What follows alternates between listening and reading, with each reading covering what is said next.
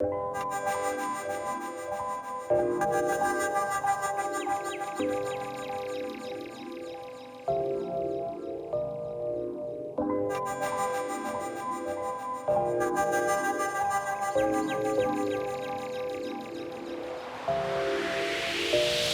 ben 32, maar soms voel ik me al een oude zak. Niet meer in staat voor te relaxen, lekker jonge has moe gemaakt. De rollen aan ik meegemaakt, lege zak. Af en toe aan het rusten, maar toch ook er weer eens stevig tegenaan. Gesprekken veel met valse combinaties, maar zelfs als kind wist ik de rol van communicatie te appreciëren.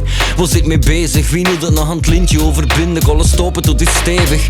Tank al vast met losse draden, ik een spinnenweb weer een type tekst wat hij niet weet wat dat de zin is zegt. Excuseer me, mijn intellect lekt rare beelden. Ik verbeeld me te vele wat ik rap. Mijn teksten zijn een amalgam van puzzelstijl en lusteraars flusteren tegen elkaar. Natuurlijk, er is geen enige verplichting voor me nu mee te wandelen in een onbekende richting. Want wanneer komt de inspiratie uit de ether van?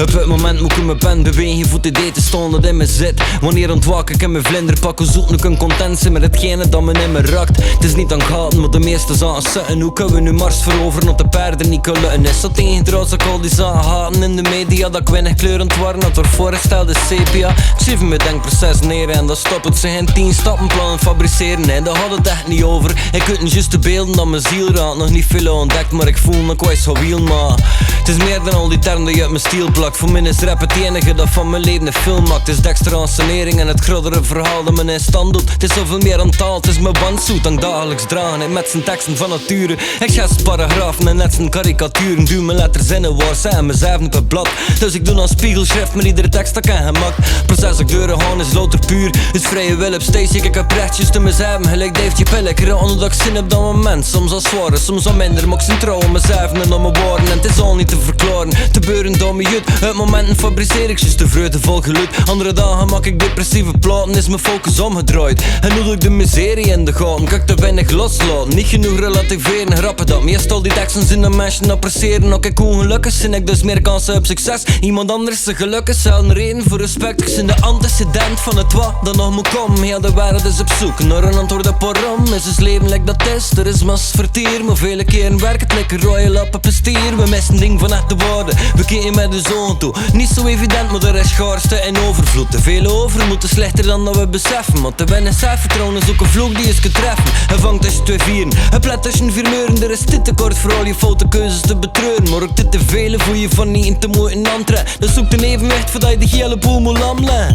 Er is een rode draad te vinden, ik ventileren. Het is een egoïstisch iets, dus je moet het niet appreciëren. Ik begrijp het wel, ik deel het omdat ik er zo vanaf zijn. Bij deze oren vaart het de volgende interactie.